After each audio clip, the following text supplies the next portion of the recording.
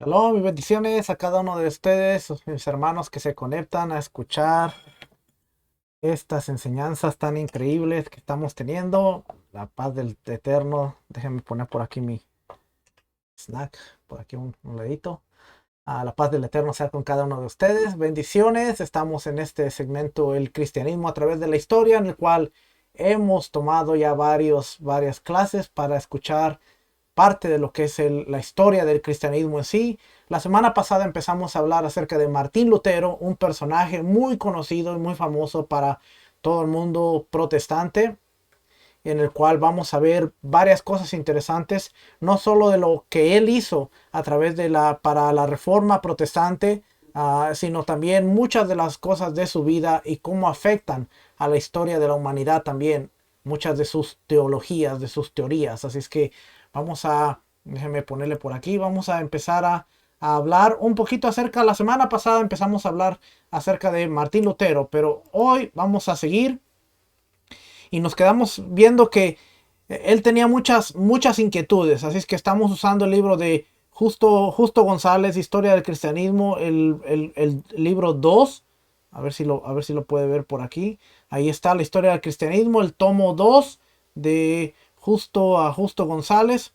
Y como le dije la vez pasada, estamos viendo entonces las cosas interesantes ahí. Dice que el gran descubrimiento que él tuvo vino probablemente en el 1515, cuando Lutero empezó a dar conferencias sobre la epístola de Romanos. Pues él mismo dijo, después de que fue en el primer capítulo, después que fue el primer capítulo de esa epístola donde encontró la respuesta a sus dificultades. Esa respuesta no vino fácilmente. No fue sencillamente que un buen día Lutero abriera la Biblia en el primer capítulo de Romanos y descubriera ahí que el justo por la fe vivirá. Según él mismo cuenta, el gran descubrimiento fue predecido por una lucha y una larga angustia, pues según Romanos 1:17. Vamos a ver si sale aquí. Ahí está. Ah, Según Romanos 1:17 dice, porque en el Evangelio la justicia de Dios se revela por fe y para fe. Como está escrito, el justo por la fe vivirá. Ahora, si nosotros vamos leyendo desde el principio, que vamos a hacerlo antes de seguir, vamos a hacerlo.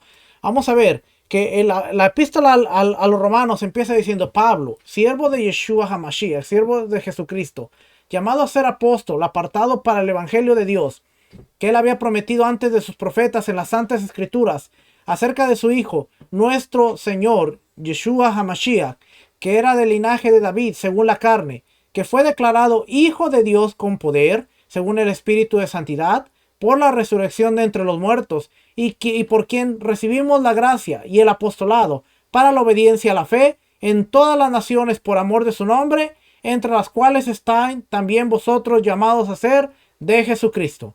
A todos los que estáis en Roma, amados de Dios, llamados a ser santos, gracia y paz a vosotros de Dios, nuestro Padre y nuestro Señor Jesucristo.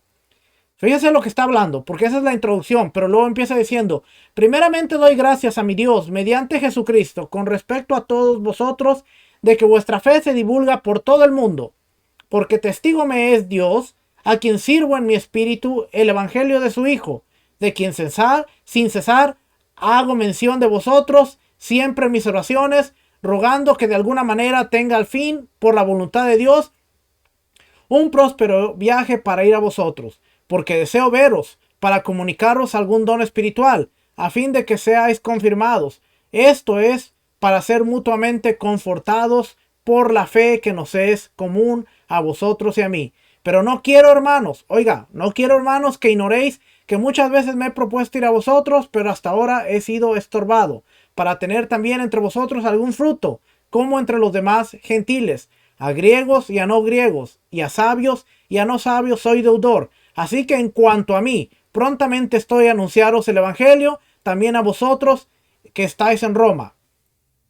Porque no me avergüenzo del evangelio, que es poder de Dios para salvación a todo aquel que en él cree, al judío primeramente y también al griego. Porque en el evangelio la justicia de Dios se revela por fe y para fe, como está escrito: mas el justo por la fe vivirá.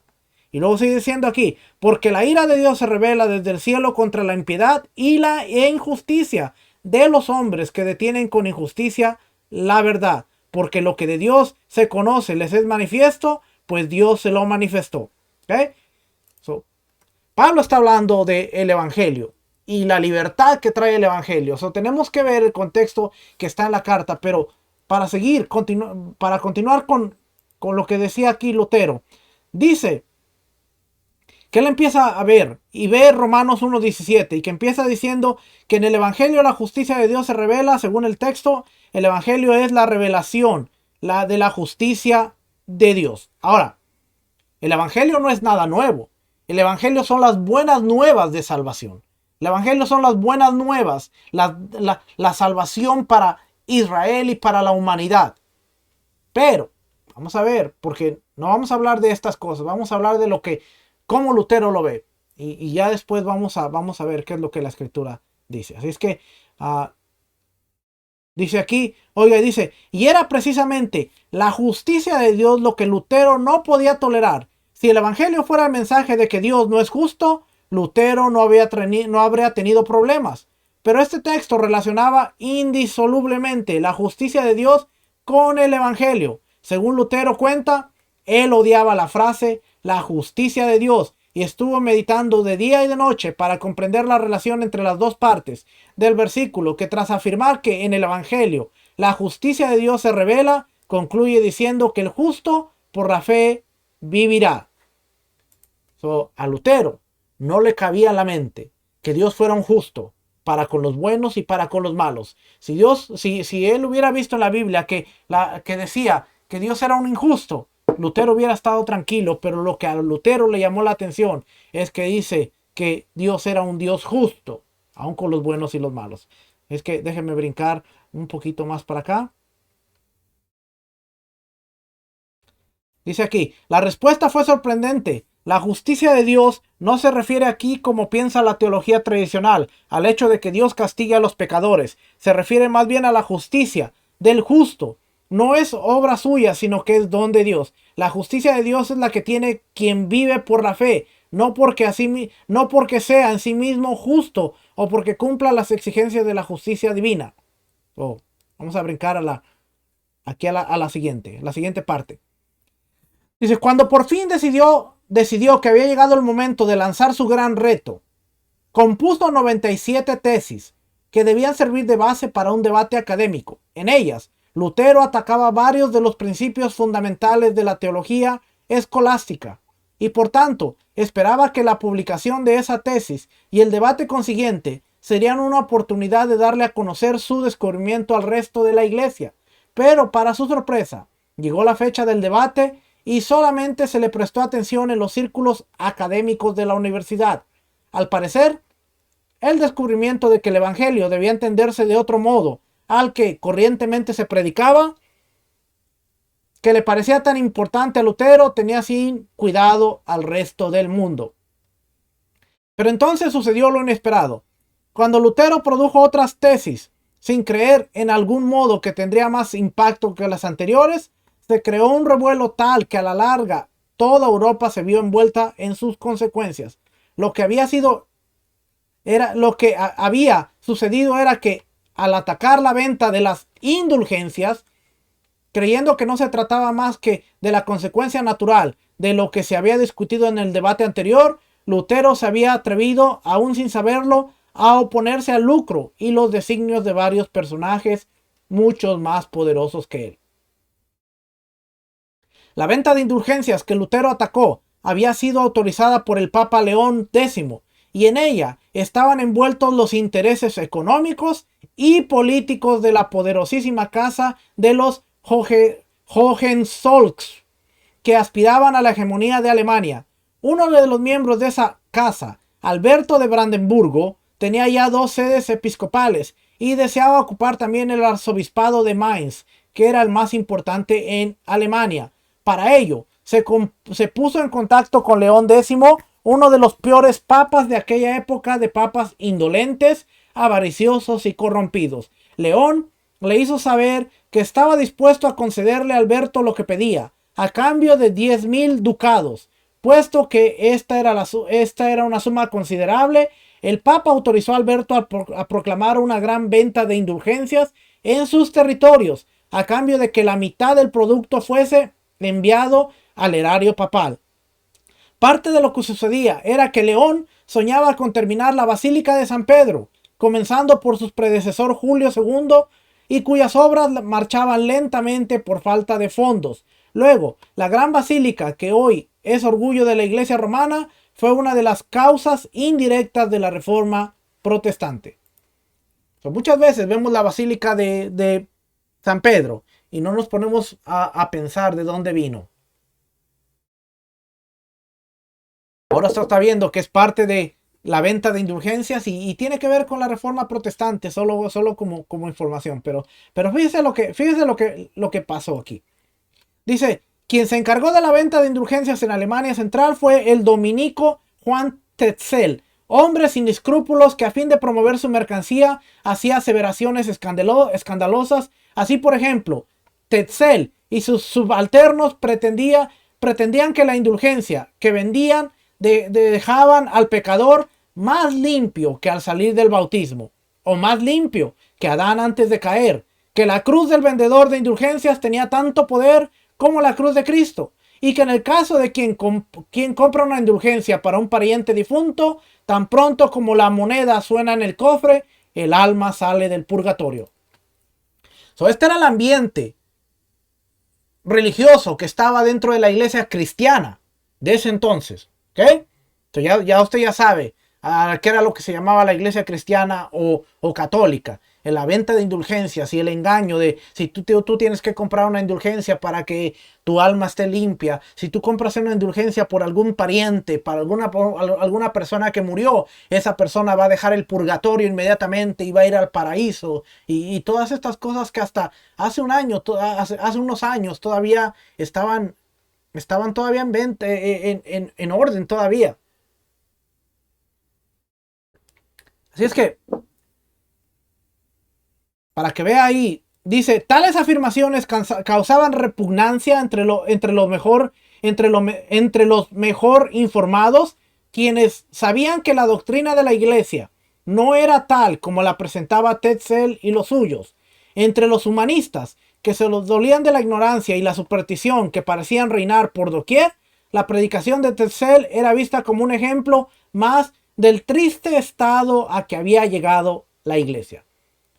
Mire, y por eso es que nosotros queremos traerle este tipo de estudios, porque a través de la historia y a través de todo lo que hemos estado observando y viendo, podemos darnos cuenta del estado en el que había caído la iglesia cristiana y el momento en el que estaban viviendo y por qué Martín Lutero es importante. Sí, es importante y fue importantísimo porque a través del movimiento protestante la iglesia vino a recibir un poco de luz, no en su totalidad, pero vino un despertar. Ahora, vamos a ver cosas que no todo lo que se dice de Lutero fue exactamente bueno, porque también vamos a ver el lado negativo y como todo, usted lo puede verificar a través de la historia. Mi punto aquí no es decirle esta persona era un malvado, sino hay que reconocer lo bueno que hizo, pero también hay que ver el lado negativo y cómo las dos cosas afectaron la historia, tanto para bien como para mal. Sacaron el movimiento protestante, liberaron un poco al cristianismo de todo lo que estaba viviendo o sacaron al cristianismo del catolicismo, y es aquí cuando realmente nace el cristianismo, ahí por los años 1500, 1600, y también vamos a ver cómo a través de ahí se presta el escenario para las cosas que vendrían, especialmente con el pueblo de Dios más adelante. Así es que este era el estado en el que había llegado la iglesia, a la superstición, la venta de indulgencias y todas estas cosas que estaban ahí. Dice, pero aunque muchos abrigaban tales sentimientos, nadie protestaba. Ese es un sentimiento que mucha gente sabe que las cosas están mal, pero nadie protesta. Es un sentimiento que, aunque muchas veces la gente ve que las cosas están realmente mal, la gente se queda callada por el temor, por el miedo, por la indiferencia, por no sé qué vaya a pasar si yo digo algo, pero siempre que las cosas están mal, Un montón de gente se da cuenta, pero solo hay unos pocos valientes que salen a relucir, salen a ver las cosas que están negativas. Dice, pero aunque muchos abrigaban tales sentimientos, nadie protestaba y la venta continuaba. Fue entonces cuando Lutero clavó sus famosas 95 tesis en la puerta de la iglesia del castillo de Wittenberg. Esas tesis, escritas en latín, no tenían el propósito de crear una conmoción religiosa, como había sido el caso de las anteriores. Estas 95 tesis, escritas acaloradamente con un sentimiento de indignación profunda, eran mucho más devastadoras que las anteriores, no porque se referían a tantos puntos importantes de teología, sino porque ponían el dedo sobre la llaga del resentimiento alemán contra los explotadores extranjeros.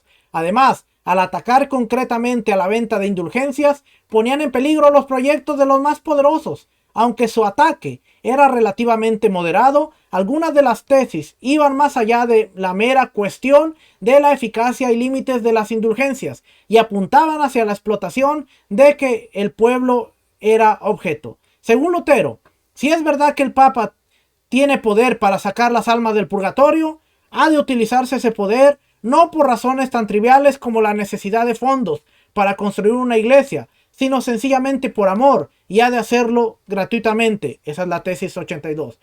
Dice, si el Papa tiene este poder de la eficacia de las indulgencias, tiene el poder para sacar a las almas del purgatorio, que no lo haga por fondos, sino que lo haga gratuitamente y por amor. Era la 82.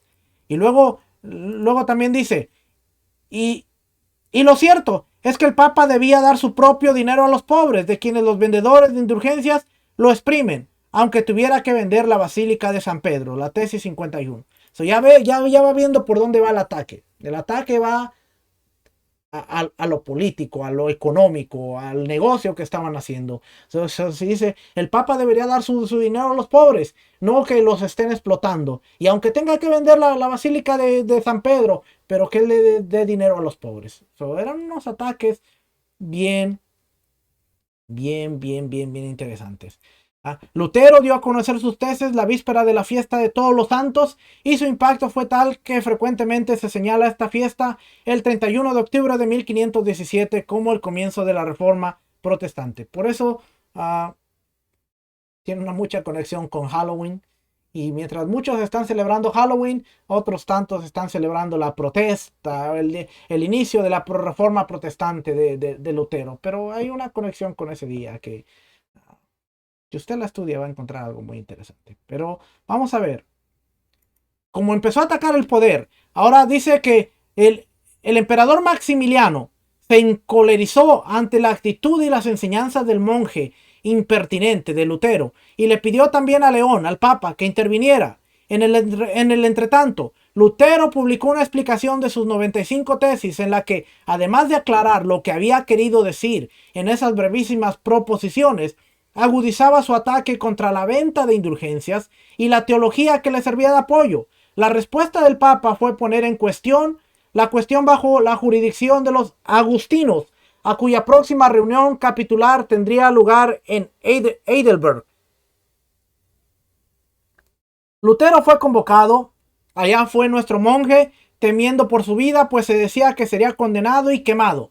Pero para gran sorpresa suya, muchos de los monjes se mostraron favorables a su doctrina. Algunos de los más jóvenes le acogieron entusiastamente. Para otros, la disputa entre Lutero y Tetzel era un caso más de la vieja rivalidad entre agustinos y dominicos, y por lo tanto no estaban dispuestos a abandonar a su campeón. En consecuencia, Lutero regresó a Wittenberg, fortalecido por el apoyo de su orden y feliz de haber ganado varios conversos a su casa.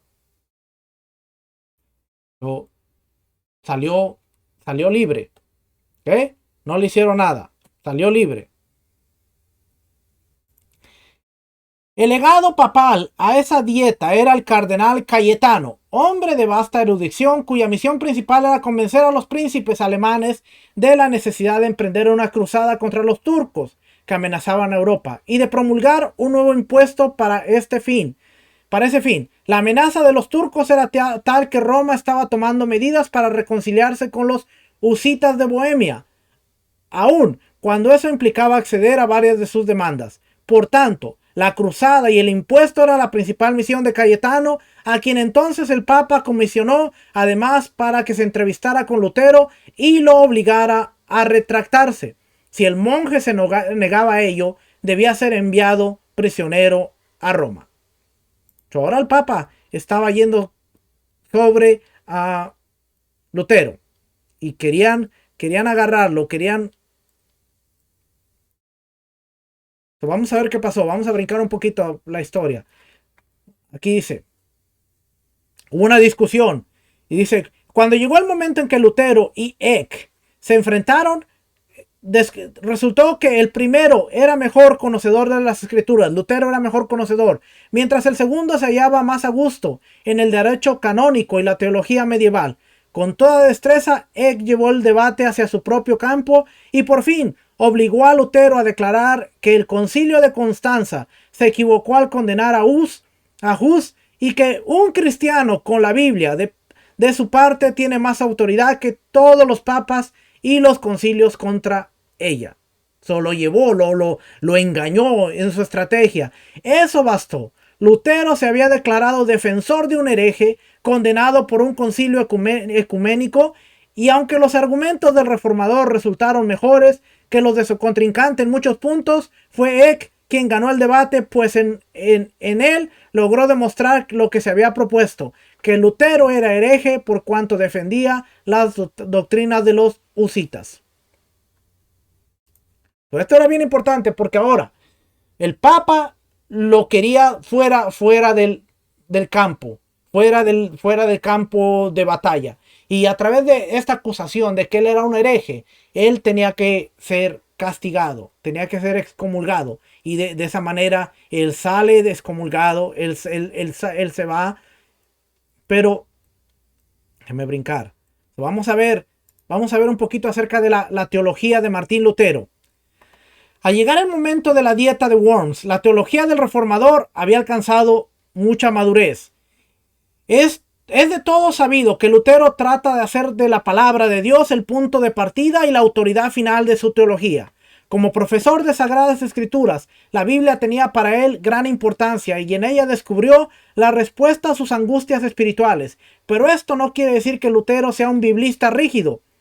Para él la palabra de Dios es mucho más que la Biblia. La palabra de Dios es nada menos que Dios mismo. Y aquí vamos a empezar a ver un poquito de su teología. ¿Okay? La Biblia es palabra de Dios porque en ella Jesucristo se llega a nosotros. Quien lee la Biblia y no encuentra en ella a Jesucristo no ha leído la palabra de Dios. Por esto, Lutero, al mismo tiempo que insistía en la autoridad de las Escrituras, podía hacer comentarios peyorativos acerca de ciertas partes de ellas. Oiga, la Biblia es la palabra de Dios, porque en ella encontramos el carácter de Dios. Y él creía en las Escrituras, pero vamos a empezar a ver varias cositas. Por ejemplo, aquí dice, la epístola de Santiago o de Jacobo. La epístola de Santiago, por ejemplo, le parecía ser pura paja. Ya, una mentira. ¿Ok?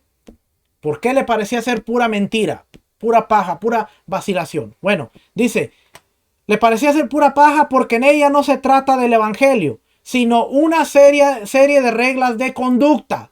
Si la Biblia es la palabra de Dios y refleja el carácter de Dios, es de suponerse que los discípulos, los apóstoles, iban a hablar acerca del carácter de Dios. Y eso tiene que ver acerca de su Torá, de sus instrucciones, de cómo debemos vivir. Y Lutero chocaba porque la carta de Santiago le parecía ser no un evangelio, sino una serie de reglas y ser una serie de reglas de conducta.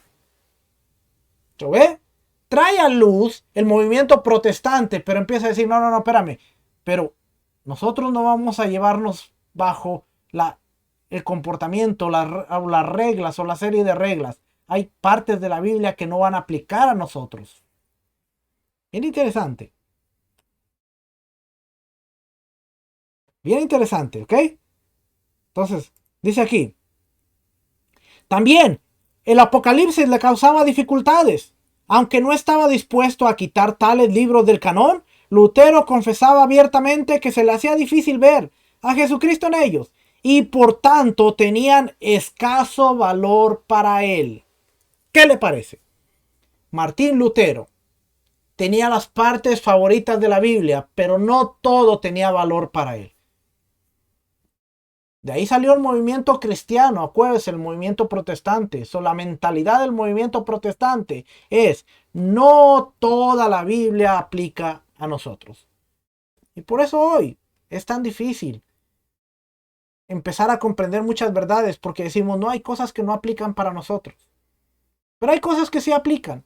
Y aún las que están en el conocido Antiguo Testamento, hay muchas de ellas que sí aplican para nosotros, especialmente las que tienen que ver con el diezmo, las que tienen que ver con las finanzas, pero hay muchas otras como la Torá, las leyes, los mandamientos, que esas ya no aplican para nosotros, porque Martín Lutero lo hacía. Él decía, Santiago, reglas de conducta que no necesitamos. Apocalipsis, no tienen valor.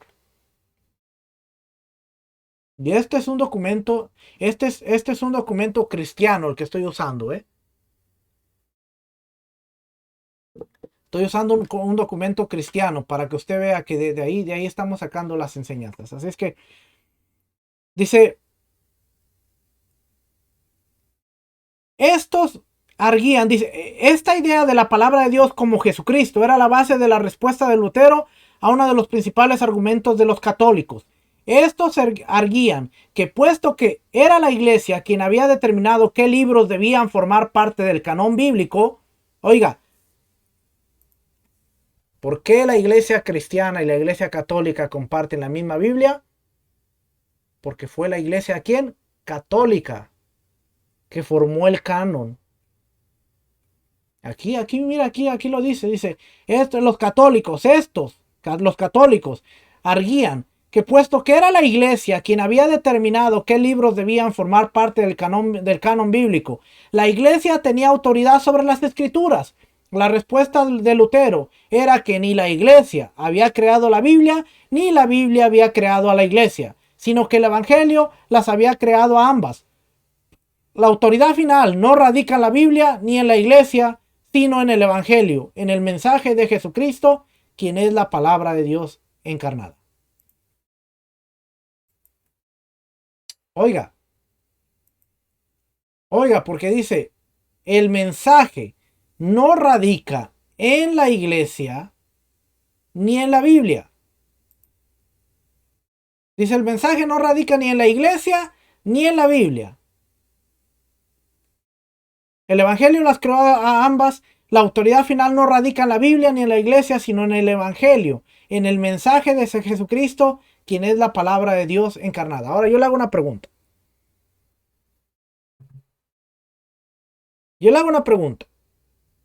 Si el mensaje o si la autoridad la tiene Jesucristo, que es la palabra de Dios, y vemos en los evangelios que dice, yo he venido a cumplir lo establecido por los profetas, por la Torá y los profetas. Entonces, Lutero dice, no tiene la autoridad la Biblia. Lutero lo está diciendo, no tiene autoridad la Biblia, no tiene la autoridad la iglesia, sino tiene la autoridad el evangelio de Jesucristo. Tiene la autoridad el evangelio, el mensaje de Jesucristo. El problema es que a este punto se ha perdido el sentido de lo que es el evangelio. ¿Cuál es el evangelio de Jesucristo? Porque si Lutero hubiera entendido que el mensaje de Jesucristo es el Mesías prometido a restaurar el reino de Israel, la cosa hubiera cambiado. Ahora, ¿Lutero lo entendió? Quizás sí, pero hay otras cosas que están pasando detrás de escena que quizás estén afectando todo esto. Vamos a seguir por aquí. ¿Cuál era el conocimiento de Dios? Lutero concuerda con buena parte de la teología tradicional al afirmar que es posible tener cierto conocimiento de Dios por medios puramente racionales o naturales. Oiga, es es posible tener cierto conocimiento de Dios por medios puramente racionales o naturales.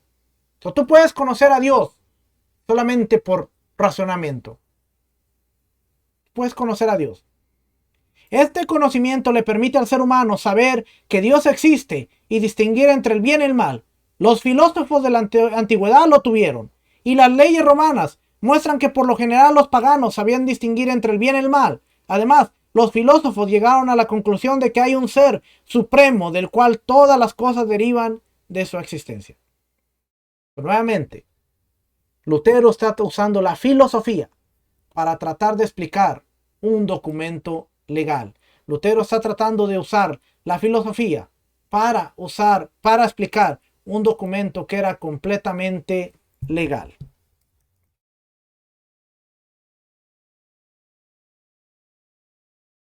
Bien interesante, ¿ok? Así es que vamos a ver, vamos a seguir por aquí adelante.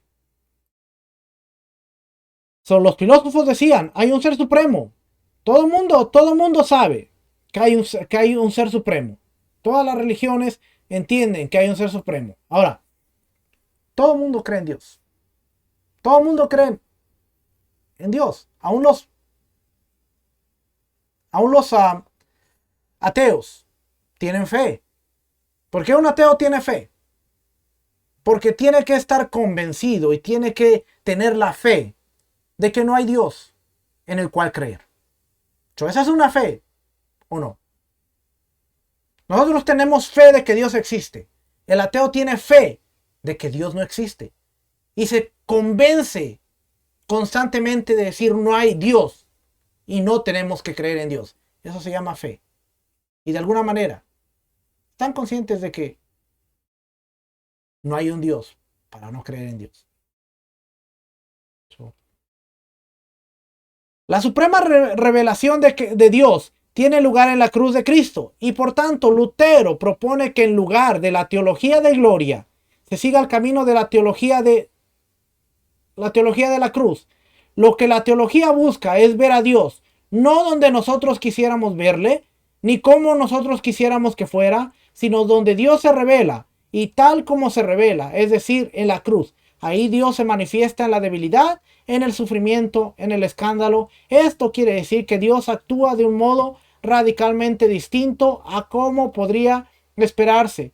Dios en la cruz destruye todas nuestras ideas preconcebidas de la gloria divina. Lo que importa es la cruz. ¿No he escuchado eso? Muy seguido. No importa nada más que la cruz. Lo que importa es la cruz. Ahora, ¿cuál era el mensaje de la ley? La ley y el evangelio. Porque aquí se pone interesante. La ley y el evangelio. La justificación por la fe. El mensaje del perdón gratuito de Dios no quiere decir que Dios sea indiferente al pecado. No se trata sencillamente de que Dios nos perdone, porque en fin de cuentas nuestro pecado le tenga sin cuidado. Al contrario, Dios es santo y el pecado le repugna. Cuando Dios habla, el contraste entre su santidad y nuestro pecado nos aplasta, y esa es la ley.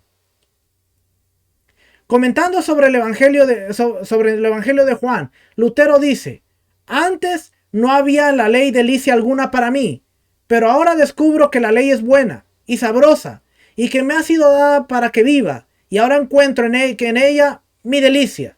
Antes me decía lo que debía hacer, ahora empiezo a ajustarme a ella, y por ello ahora adoro, alabo y sirvo a Dios. Esta dialéctica constante entre la ley y el evangelio quiere decir que el cristiano es a la vez justo y pecador. Y no se trata que el pecador deje de serlo cuando es justificado. Al contrario, quien recibe la justificación por la fe descubre en ella misma cuán pecador es, y no por ser justificado deja de pecar. La justificación no es la ausencia de pecado, sino el hecho de que Dios nos declara justos aún en medio de nuestro pecado. De igual modo que el evangelio se da siempre en medio de la ley. Él trataba de hacer a un lado la ley, pero al final él seguía diciendo lo mismo. La ley es la que nos revela el pecado y nos trae a ver la justificación de Dios. La ley, hermano, te va a acercar a la cruz. Y la cruz, o Yeshua, te va a acercar a la ley. Del modo que tú lo quieras ver, no hay otra. ¿Por qué? Porque la Torá, los profetas, la instrucción, te van a acercar al Mesías, al Redentor, porque a través de él encontramos la redención de nuestras faltas. Pero una vez que encontramos la redención y la justificación, nos va a apuntar a la Torá, porque es el estilo de vida que nosotros debemos vivir. Lutero estaba en esa constante lucha y ese constante debate. La iglesia en los sacramentos. ¿Cómo veía Lutero esto? A pesar de su protesta contra las doctrinas comúnmente aceptadas y de su rebeldía contra las autoridades de la iglesia romana, Lutero siempre pensó que la iglesia era parte esencial del mensaje cristiano. Su teología no era la de una comunión directa del individuo con Dios, sino que era más bien la de una vida cristiana en medio de una comunidad de fieles a la que repetidamente llamó Madre Iglesia. Dentro de esa iglesia, la palabra de Dios se llega a nosotros en los sacramentos. Oiga, la palabra de Dios era importante, pero ¿cómo se llega a la palabra de Dios? Bueno, a través de dos cosas. Está bien fácil, a través de dos cosas llega la palabra de Dios. Dice, para que un rito sea verdaderamente sacramento, ha de haber sido instituido por Jesucristo y ha de ser una señal física de las promesas evangélicas. Por tanto, hay solamente dos sacramentos, el bautismo y la comunión. Los demás ritos que reciben ese nombre, aunque puedan ser beneficiosos, no son sacramentos del evangelio. Lutero está haciendo una distinción y dice, hay dos cosas que son sacramentos por parte de la Biblia y confirmados por Jesús. Uno de ellos es el bautismo y el otro es el sacramento, la Eucaristía o la comunión. Solo esos dos. Los demás, aunque pueden ser beneficiosos, no sirven para nada. Y por eso ahora el sistema tradicional dice, Shabbat, ese es un rito que no de nada sirve. Las fiestas son ritos que de nada sirven. Esto son ritos que de nada sirven. ¿Por qué? No, lo que sí sirve para nosotros es el bautismo y que una vez al mes hagamos la Santa Cena. Y siguen vigentes hasta el día de hoy.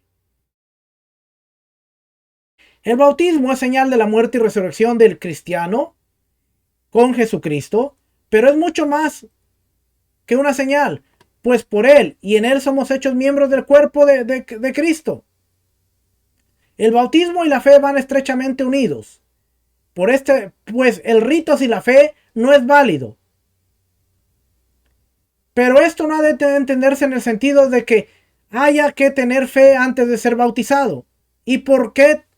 ¿Y que por tanto no se pueda bautizar a niños? Si dijéramos tal cosa, creeríamos en el error de quienes creen que la fe es una obra humana y no un don de Dios. En la salvación, la iniciativa es siempre de Dios. Y esto es lo que anunciamos al bautizar a niños tan pequeños que son incapaces de entender de qué se trata. Además, el bautismo no es solamente el comienzo de la vida cristiana, sino que es el fundamento o el contexto dentro del cual toda esa vida tiene lugar. El bautismo es válido no solo en el momento de ser administrado, sino para toda la vida. La comunión es el otro sacramento de la fe cristiana. Lutero rechazó buena parte de la teología católica acerca de la comunión. Particularmente se opuso a las misas privadas, la comunión como repetición del sacrificio de Cristo, la idea de que la misa confiere méritos y la doctrina de la transubstanciación. Pero todo esto no lo llevó a pensar que la comunión era de escasa importancia. Al contrario, para él, la Eucaristía siempre siguió siendo, junto a la predicación, el centro del culto cristiano. Las palabras de Jesús al instituir el sacramento, esto es mi cuerpo, le parecían completamente claras. Por tanto, según Lutero, en la comunión los fieles participaban verdadera y literalmente del cuerpo de Cristo. Esto no implica, como en la transubstanciación, que el pan se convierte en pan y el vino en sangre. El pan sigue siendo pan y el vino sigue siendo vino. Pero ahora están también en ellos el cuerpo y la sangre del Señor, y el creyente se alimenta de ellos al tomar el pan y el vino. Aunque más tarde se le dio a esta doctrina el nombre de consubstanciación, Lutero nunca la llamó así, que prefiere hablar de la presencia de Cristo en, con, bajo, alrededor de y tras el pan o el vino. A diferencia de la Iglesia Católica, que decía que el pan literalmente se convertía en el cuerpo y el vino literalmente la sangre, Lutero decía que Cristo estaba en, con, bajo, alrededor. Era como un adjetivo de que el pan representaba, pero no era el cuerpo. Y el vino representaba la sangre, pero no era la sangre. Pero la iglesia siempre le hacía énfasis a que era el cuerpo y la sangre del Mesías. ¿Qué más creía Lutero? Lutero creía en los dos reinos. ¿Okay? Y aquí es donde la reforma protestante toma otro sentido totalmente diferente. Dice, según él, Dios había establecido dos reinos, uno bajo la ley y otro bajo el evangelio. El Estado opera bajo la ley y su principal propósito es ponerle límites al pecado humano. Sin el Estado, los malos no tendrían freno. Los creyentes, por otra parte, pertenecen al segundo reino y está bajo el evangelio. Esto quiere decir que los creyentes no han de esperar que el Estado apoye su fe o persiga a los herejes. Aún más, no hay razón alguna por la que debamos esperar que los gobernantes sean cristianos. Como gobernantes, su obediencia se debe a la ley y no al evangelio. En el reino del evangelio, las autoridades civiles no tienen poder alguno. En lo que se refiere a ese reino, los cristianos no están sujetos al Estado, pero no olvidemos que los creyentes, al mismo tiempo que son justificados por la fe, siguen siendo pecadores. Por lo tanto, en cuanto somos pecadores, todos estamos sujetos al Estado. Si somos pecadores, estamos sujetos a la ley, a la Torá. Pero nuestro reino es a través del evangelio. Y Lutero dice, hay un reino que el Estado y la ley gobierna ese reino, pero hay un reino que viene del evangelio y es al cual los creyentes pertenecen.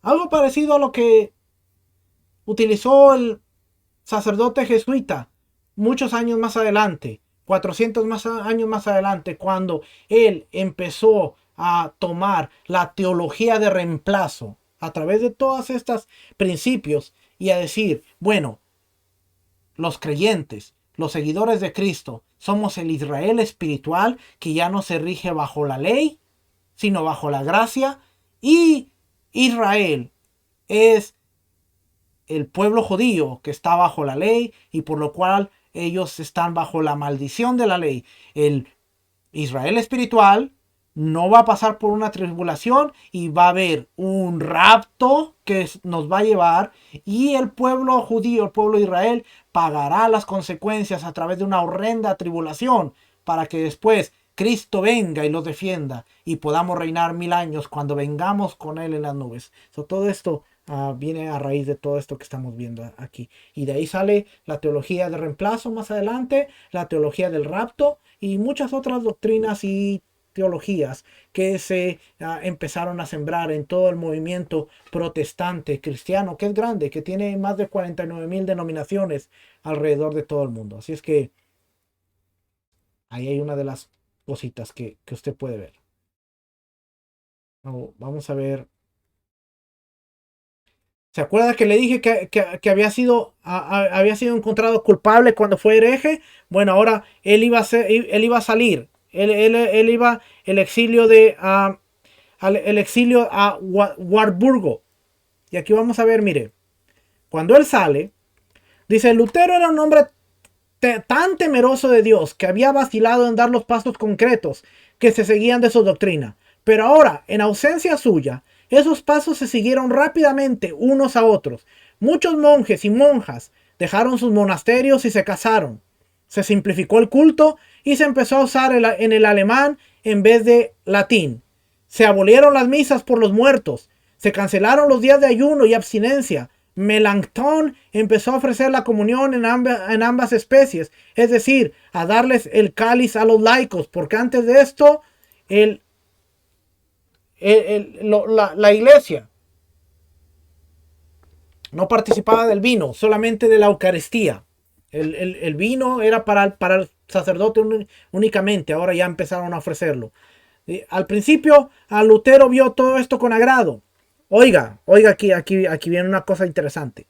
Al principio Lutero vio todo esto con agrado, pero pronto comenzó a tener dudas acerca de lo que estaba teniendo lugar en Wittenberg, cuando Karlstadt y varios de sus seguidores se dedicaron a derribar imágenes. Lutero les aconsejó moderación. Entonces aparecieron en Wittenberg 3 laicos procedentes de la vecina Winkau que decían ser profetas.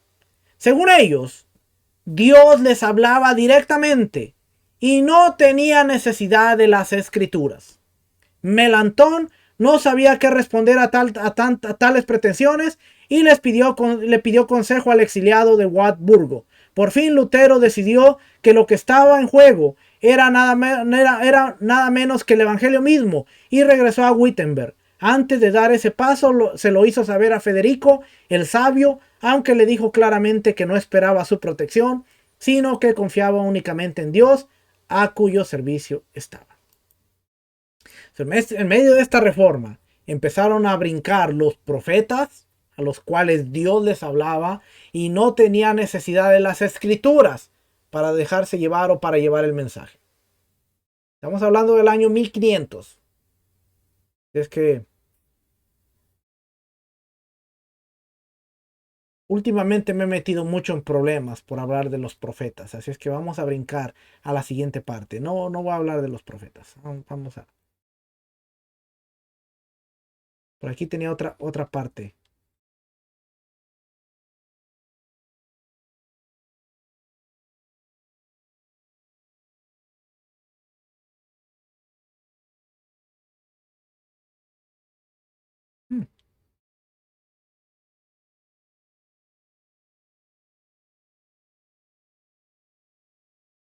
No está aquí, la otra parte.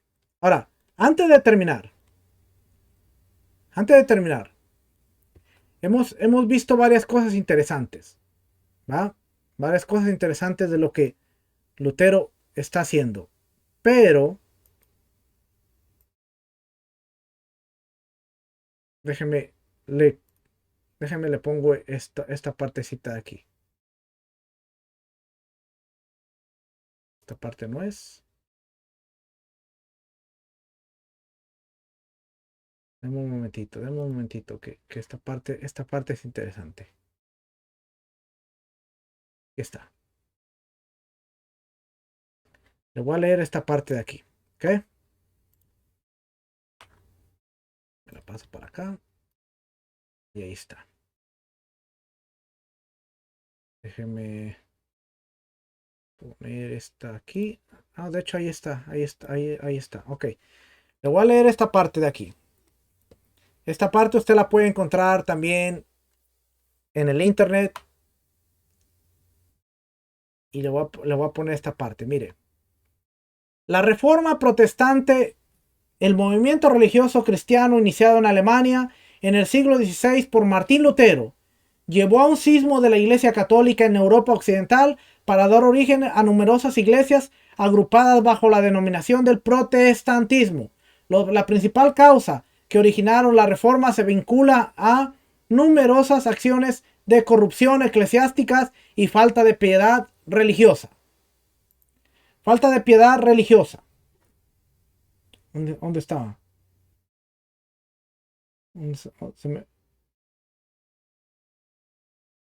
Fue la venta de indulgencias para financiar la Basílica de San Pedro en Roma el motivo que determinó el momento de inicio de la Reforma Protestante. Es decir, es de destacar que la denominación de protestante comenzó a ser utilizado a partir de 1529 cuando varios príncipes alemanes firmaron la Protesta de Espira, un documento en el que manifestaron su disconformidad por los intentos del emperador Carlos V de someterlos a la autoridad del Papa. También irrumpieron otros reformistas, el alemán Thomas Münzer, el suizo Ulrico Singlio, el francés Juan Calvino y el escocés John Novo. La reforma buscó un cambio profundo y generalizado de la Iglesia Católica, además de negar la jurisdicción del Papa sobre la cristiandad. Asimismo, así surgió la Iglesia anglicana, así como varias iglesias protestantes, el luteranismo y el calvinismo, el anglicanismo y el presbiteriano. La reforma empezó en Wittenberg, la capital del Ducado de Alemania, a principios del siglo XVI. Su impulsor fue el monje y teólogo alemán Martín Lutero, de 1483 a 1546, quien el 31 de octubre de 1516 clavó las 95 tesis en la puerta de la iglesia del castillo de Wittenberg. En ese documento de su autoría, critica diversas prácticas de la iglesia católica, entre ellas las consideradas previamente indulgencias y la acumulación de bienes materiales y el retorno de los valores cristianos primitivos. Asimismo, entre otros cambios, redujo los sacramentos a solo dos: el bautismo y la Eucaristía, y no acepta la veneración de imágenes y el purgatorio. Esta parte, quién sabe por qué sale ahí. En este contexto, la actitud de Lutero hacia los judíos se modificó. Oiga, en este contexto, la actitud de Lutero hacia los judíos se modificó con el tiempo.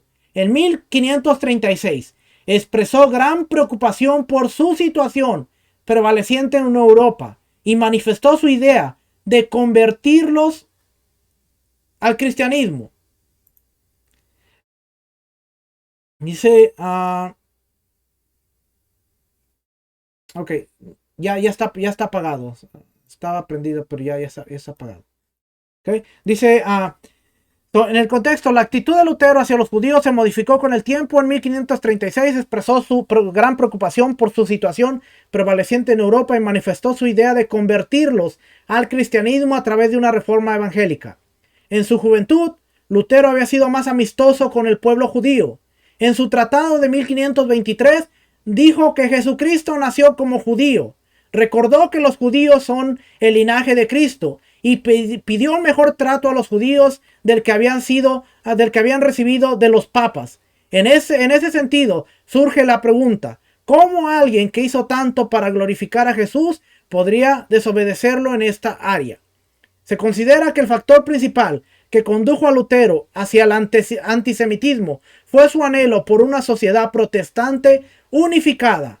Quería que las dos ramas de la iglesia y el Estado fueran una comunidad que aplastara o desterrara a todos los grupos amenazantes. Lutero de ninguna manera quería ver subvertido el orden civil, político y teológico, y por eso se agotó su paciencia y ya no pudo soportar la presencia de los judíos en el territorio protestante. Más tarde, denunció al pueblo judío y alentó a sus compatriotas en su persecución. En ese sentido, realizó una campaña exitosa contra los judíos en Sajonia, Brandeburgo y Silesia. En agosto de 1436, el príncipe elector de Sajonia, Juan Federico, emitió un mandato que prohibía a los judíos habitar, participar en negocios e incluso atravesar su reino. José I de Rochheim, quien intentó ayudar a los judíos de Sajonia, escribió en sus memorias que su difícil situación era debido a que el sacerdote llamado Martín Lutero escribió y publicó muchos libros heréticos en los que dijo que todo el que ayudara a los judíos estaría condenado a la perdición. Las principales obras de Lutero sobre los judíos, su tratado sobre los judíos y sus mentiras de 65,000 palabras del nombre incognoscible, las generaciones de Cristo, reimpreso varias veces en la vida del autor, fueron escritas en 1543, 3 años antes de su muerte. Se cree que Lutero se vio influenciado por el libro La creencia judía al completo de Antón de Margarita, un converso al cristianismo que se había convertido en luterano. Este autor publicó en 1530 su libro antisemita, que fue leído por Lutero en 1539. Oiga, en 1543 Lutero publicó sobre los judíos y sus mentiras, obra en la que llegó a afirmaciones como que los judíos son un pueblo abyecto y despiadado, es decir, que no eran un pueblo de Dios, y su jactancia de linaje, su circuncisión y su ley deben considerarse sucios. Están manchados por las heces del diablo. Heces es el excremento del diablo. en las que se revuelcan como cerdos. Las sinagogas es una impura, una ramera, incorregible, una mujerzuela impía. Lutero propugnaba que las sinagogas y escuelas rabínicas sean pacto del fuego, sus libros de oración destruidos, que se prohíbe a los rabinos o prohíba a los rabinos predicar, que sus casas sean arrasadas y sus propiedades y dineros confiscados. No se les debe mostrar ninguna piedad ni misericordia, no facilitarles protección legal alguna, y esos infectos, gusanos venenosos, deben prepararse para el trabajo forzado o la expulsión definitiva. Seremos culpables de no destruirlos. Y esto usted lo encuentra. Si usted busca el libro Los judíos y sus mentiras de Lutero, ahí va a encontrar todas estas cosas. Poco antes de su muerte, ocurrida el 18 de febrero de 1546, Lutero predicó 4 sermones en Eisleben.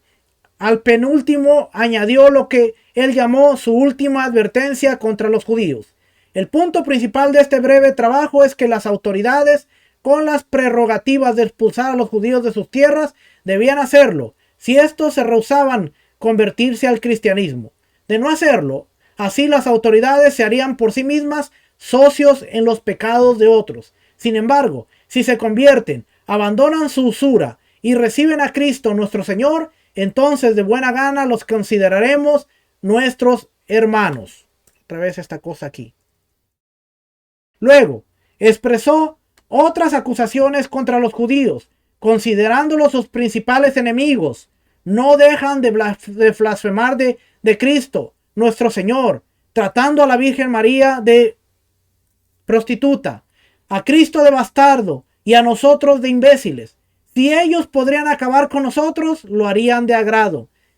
Y ya lo hacen a menudo, todos, especialmente aquellos que se hacen pasar por médicos, aunque a veces ayudan, porque el diablo también ayuda a terminar la faena. Suelen ejercer la medicina, como en la Suiza francesa. Administran veneno a personas que morían en 1 hora, 1 mes, 1 año, o en 10 años, o 20 años. Son muy duchos en esa arte. Los acusaba de asesinos. Según Robert Michael, escritor, la obra de Lutero adquirió categoría de norma bíblica en Alemania, lo que lo convirtió en el autor más leído de su generación. Es de destacar que los tratados de Lutero contra los judíos fueron reimpresos de nuevo a principios del siglo XVII en Dortmund, donde quedaron incaustos por el emperador de Dortmund. En 1613 y 1617 se publicaron en Frankfurt, en apoyo a la expulsión de los judíos de Frankfurt y Worms. En 1614 se registraron numerosos disturbios en Frankfurt que dieron lugar a la muerte de más de 3,000 judíos y a la expulsión de el resto de la comarca. Lutero y el nazismo. La opinión predominante entre los historiadores es que la retórica antijudía de Lutero contribuyó significativamente al desarrollo del antisemitismo en Alemania, y en las décadas de 1930 y 1940 proporcionó como una base ideal para los ataques del partido nazi contra los judíos. Casi todos los libros antijudíos impresos por el Tercer Reich contenían referencias y citas de Lutero. El panfleto de Lutero sobre los judíos y sus mentiras de 1543 encerraba un plan maestro para la noche de los cristales rotos, o Kristallnacht, que hace referencia a una serie de actos violentos contra los judíos llevados a cabo en Alemania y algunas zonas de Austria y la República Checa entre el 9 y el 10 de noviembre de 1938. Heinrich Himmler, un oficial de alto rango de la Alemania nazi, ministro del Interior del Reich y jefe de la policía alemana, incluida la Gestapo, escribió con admiración en 1941 acerca de los escritos y sermones de Lutero sobre los judíos. El 17 de diciembre de 1941, 7 confederaciones regionales de la Iglesia Luterana difundieron una declaración, el acuerdo con la política de obligar a los judíos a llevar el distintivo amarillo. No fueron los nazis, fue la Confederación Regional de Iglesias Luteranas. ha visto que en las películas de judíos ellos traen la estrella amarilla, distintiva a los nazis. Así como mi logo, miren mi logo. La estrella amarilla distintiva fue la iglesia luterana. 7 confederaciones. El 17 de noviembre, dice aquí, 17 de diciembre de 1941. En este ámbito, Franklin Sherman, editor del volumen 47 de la edición americana de las obras de Lutero, que recoge, entre otros, los judíos y mentiras, replica la afirmación de que la antipatía de Lutero hacia los judíos era de índole religiosa y no racista. Sus escritos se ven repletos de rabia y odio contra un grupo humano identificable, y no solo en contra de un punto de vista religioso. Lutero no puede considerarse distanciado por completo de los antisemitistas modernos. A su vez, el filósofo alemán Karl Jaspers escribió: en Lutero tenemos ya el programa nazi completo.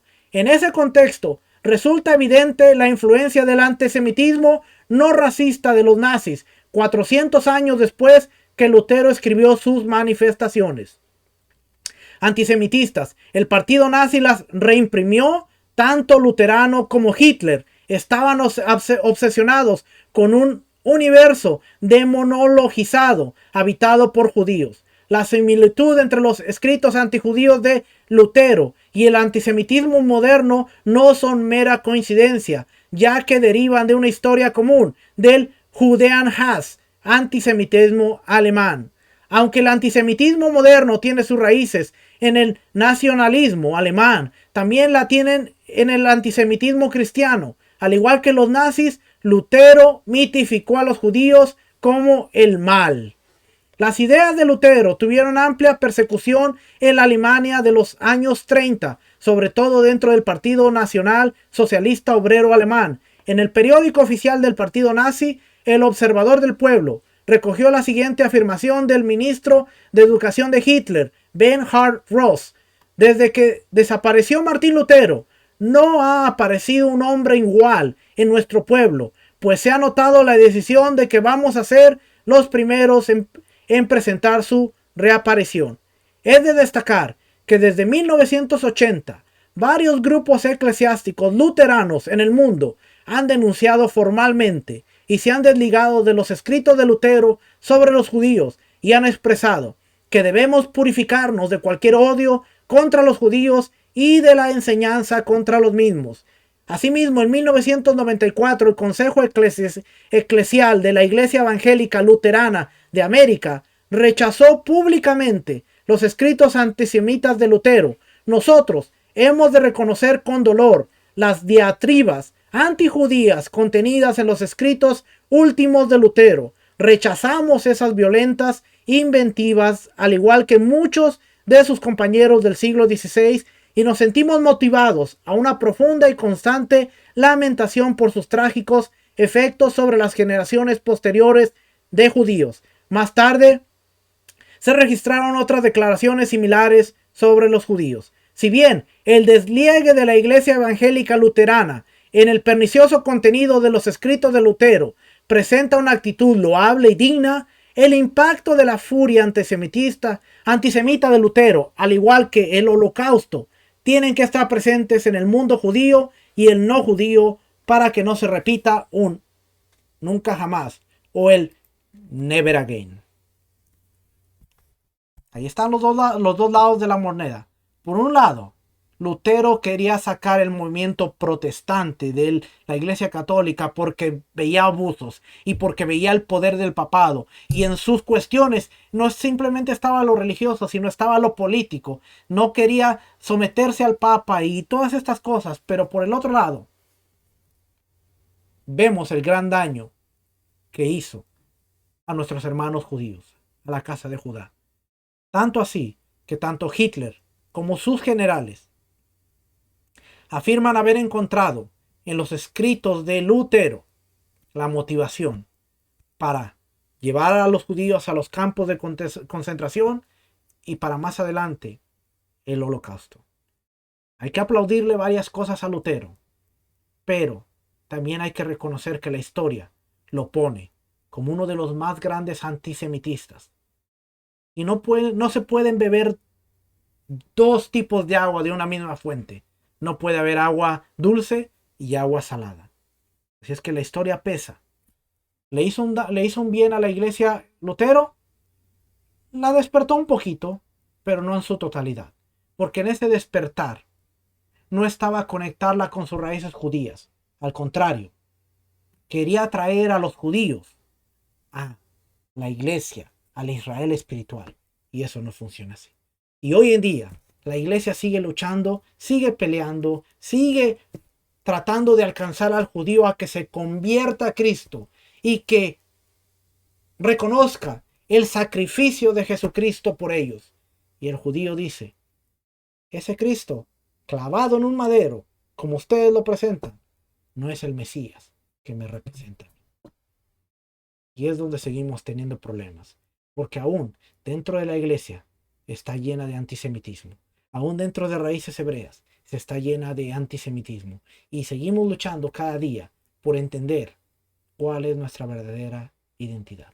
Es que tenemos mucho que seguir aprendiendo. La próxima semana vamos a hablar un poquito más de Lutero y después vamos a terminar este estudio ya, porque de ahí en adelante tendríamos que meternos a cada denominación y ese es un trabajo muy extenso. Lo importante es que hasta el día de hoy usted está viendo cómo el movimiento de Yeshua y los discípulos que guardaban fiestas, guardaban Shabbat y entendían que el mensaje del Evangelio era traer las buenas nuevas de restauración de Israel y el llamado a las naciones a aceptar al Dios de Abraham, Isaac y Jacob, ha cambiado completamente hasta llegar a Lutero. Y después podemos hablar de Calvino, podemos hablar de los bautistas, de las asambleas de Dios, de los pentecostales, podemos hablar de los wesleyanos, podemos hablar de Moody, podemos hablar de tantas cosas que ya a través de la historia, y después el pentecostalismo, el derramamiento del Espíritu Santo, se me olvidó, el movimiento de prosperidad, la siembra y todo esto que hemos visto en todo el tiempo. ¿Qué quiere el Padre? El Padre quiere que regresemos a nuestras bases y entendamos que solo hay un evangelio. El evangelio es que Yeshua es nuestro Mesías y Yeshua vino para conectarnos con el reino, la casa de Judá, la casa de Israel. Enseñarnos que el nuevo pacto es la renovación del pacto que tiene que ver con la casa de Israel, la casa de Judá, a través del Mesías. Y que en Abraham serían benditas todas las naciones, todas las familias de la tierra. Pero después a Isaac le dijo, en tu simiente serán benditas todas las naciones de la tierra. Y esa simiente era Yeshua. Ahora, Yeshua no vino a levantar una iglesia. Yeshua no vino a levantar una denominación. Yeshua lo establece en los evangelios y dice, yo no he venido a otra cosa sino a buscar las ovejas perdidas de la casa de Israel. Entre esas ovejas estábamos tú y yo. ¿Qué es el evangelio? Te invito a estudiar, te invito a reflexionar. ¿Qué es el evangelio? ¿Qué es el yugo del Mesías? Porque el Mesías nos enseñó, porque mi yugo es fácil y ligera mi carga. ¿Qué es el yugo? Ponernos el yugo del Mesías es someternos a su voluntad. Y él dijo, yo no he venido a dar mi voluntad, sino la voluntad de mi Padre que está en los cielos. Familia, que el Eterno les bendiga, que el Eterno los guarde. Nos estaremos viendo la próxima semana nuevamente en un capítulo más de la historia del cristianismo. Quédese conmigo un par de semanitas más. Ya estamos por terminar y vamos a empezar con las fiestas de otoño. Ya en 1 o 2 semanas empezamos las fiestas de otoño que se acercan y vienen pronto y son bien importantes. ¿Por qué? Porque en las fiestas de otoño vamos a ver el final de los tiempos. Vamos a ver a Yeshua coronarse como rey, Rosh Hashanah, declaración del año nuevo, cuando los reyes eran anunciados, cuando los reyes eran declarados, y después entre Rosh Hashanah y Yom Kippur, el día del juicio. Todos leemos Apocalipsis y pensamos que va a ser en el cielo, que va a ser por allá. Tenemos que entender que el día del juicio es cuando el rey esté presente cuando el rey esté ahí. Y después, Sukkot, las bodas del Cordero. La teología no la ha cambiado. Nos vamos para el cielo, las bodas del Cordero, después venimos, viene, hay milenio y después el juicio y se acabó. Todos vivimos en el cielo. Tenemos que estudiar y tenemos que entender que no sabemos nada. Familia, que el Eterno les bendiga, que el Eterno los guarde. Shalom, shalom.